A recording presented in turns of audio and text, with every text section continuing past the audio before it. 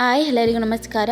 House wife Kannada blog YouTube ಚಾನಲ್ಗೆ ಸ್ವಾಗತ ಹೇಳ್ತಾ, ಇವತ್ತಿನ ರೆಸಿಪಿ ಬಂದು ಅವಲಕ್ಕಿ ಚಿತ್ರಾನ್ನ. ಬೇಕಾಗುವ ಸಾಮಗ್ರಿಗಳು ಒಂದು 3 ಅಥವಾ 4 ಈರುಳ್ಳಿ, ಒಂದು ಬೋಳಷ್ಟು ಇಲ್ಲಿ ನಾನು ಗಟ್ಟಿ ಅವಲಕ್ಕಿನ ತೊಗೊಂಡಿದ್ದೀನಿ, ರುಚಿಗೆ ತಕ್ಕಷ್ಟು ಉಪ್ಪು, ಅರಿಶಿಣದ ಪೌಡರ್ ಮತ್ತು ಚಿಲ್ಲಿ ಒಂದು 3 ಅಥವಾ 4 ತೊಗೊಂಡಿದ್ದೀನಿ, ಮತ್ತು ಅರ್ಧ ಹೋಳಷ್ಟು ನಿಂಬೆಹಣ್ಣು ಮತ್ತು ಕರಿಬೇವಿನ ಸೊಪ್ಪು, ಸಾಸಿವೆ, ಜೀರಿಗೆ, ಕಡಲೆಬೇಳೆಯನ್ನು ತೊಗೊಂಡಿದ್ದೀನಿ.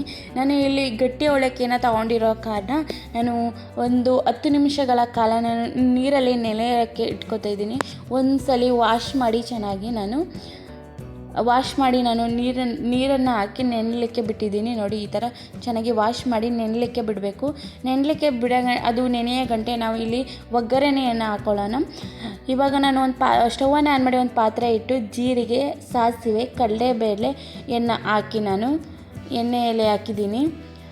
ಮತ್ತು ಇಲ್ಲಿ ನಾನು ಸಣ್ಣದಾಗಿ ಹಚ್ಚಿಟ್ಕೊಂಡಿರುವಂಥ ಹಸಿಮೆಣಸಿನಕಾಯಿ ಮತ್ತು ಕರಿಬೇವಿನ ಸೊಪ್ಪನ್ನು ಕೂಡ ಹಾಕಿ ಇಲ್ಲಿ ನಾನು ಒಂದು ಸ್ವಲ್ಪ ಫ್ರೈ ಮಾಡ್ಕೊತಾ ಇದ್ದೀನಿ.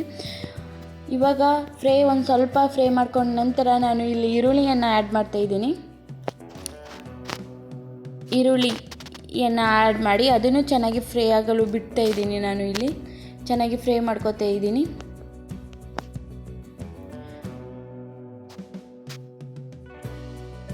ಇವಾಗ ಇದು ಫ್ರೈ ಆಗಲಿ. ಇದು ಉಂತಿದೆ ಒಂದು 5 ನಿಮಿಷಗಳ ಕಾಲ, 10 ನಿಮಿಷಗಳ ಸಾಕು. ಗಟ್ಟಿ ಅವಲಕ್ಕಿ ಆಗಿರೋದ್ರಿಂದ ಒಂದು 5 ನಿಮಿಷ ನೆನಲಿಬೇಕು. ಹಾಗೆ ನಾನು ಇಲ್ಲಿ ಹೋಳಿರುವಂಥ ಪಾತ್ರೆಯಲ್ಲೇ ನಾನು ಹಾಕಿದ್ದನ್ನು ನೀರನ್ನೆಲ್ಲ ತೆಗಿತಾ ಇದ್ದೀನಿ. ಈ ಥರ ಪ್ರೆಸ್ ಮಾಡಿದರೆ ನೀರೆಲ್ಲ ಕೆಳಗಡೆ ಬೀಳುತ್ತೆ. ಈ ಥರ ಹೋಳಿರೋ ಬಟ್ಲನ್ನು ತಗೊಂಡು ನಾವು ಈ ಥರ ಪ್ರೆಸ್ ಮಾಡ್ಕೋಬೇಕು. ಇದನ್ನು ಜಾಲರಿ ಬಟ್ಟೆ ಅಂತ ಕರೀತಾ ಇದ್ದೀವಿ. ಈ ಥರ ಪ್ರೆಸ್ ಮಾಡಿದ್ಮೇಲೆ ಒಂದು 2 ನಿಮಿಷಗಳ ಕಾಲ ಬಿಟ್ಟರೆ ಸಾಕಾಗುತ್ತೆ.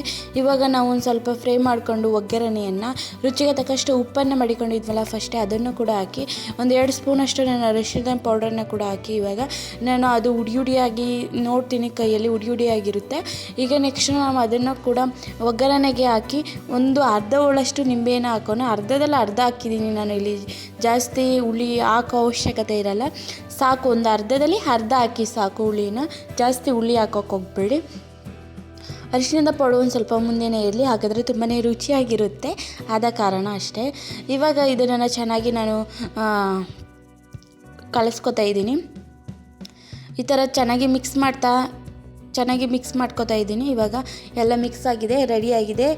ಈ ವಿಡಿಯೋ ಇಷ್ಟವಾಗಿದೆ ಅಂತ ನನ್ನ ಭಾವನೆ. ನಾನಿಲ್ಲಿ ಸರ್ವ್ ಮಾಡ್ಕೊತಾ ಇದ್ದೀನಿ. ಈ ಥರ ಒಮ್ಮೆ ಟ್ರೈ ಮಾಡಿ. ಬ್ರೇಕ್ಫಾಸ್ಟಿಗೆ ಮಾತ್ರ ತುಂಬಾ ಒಳ್ಳೆಯ ರೆಸಿಪಿ, ಹಾಗೂ ಬೇಗ ಕೂಡ ಆಗುತ್ತೆ. ಲೇಟ್ ಅಂತೂ ಆಗೋದೇ ಇಲ್ಲ, ಟೈಮ್ ಹಿಡಿಯೋದಿಲ್ಲ. ಹಾಗೆ ಮನೆಯಲ್ಲಿ ಒಮ್ಮೆ ಟ್ರೈ ಮಾಡಿ ಇವತ್ತೇ. ಹಾಗೆ ಇಷ್ಟವಾದಲ್ಲಿ ಫ್ರೆಂಡ್ಸ್ ಆ್ಯಂಡ್ ಫ್ಯಾಮಿಲಿಗೆ ಶೇರ್ ಮಾಡಿ. ಖಂಡಿತವಾಗಿ ಇಷ್ಟವಾಗಿದೆ ಅಂತ ಅನ್ಕೋತೀನಿ.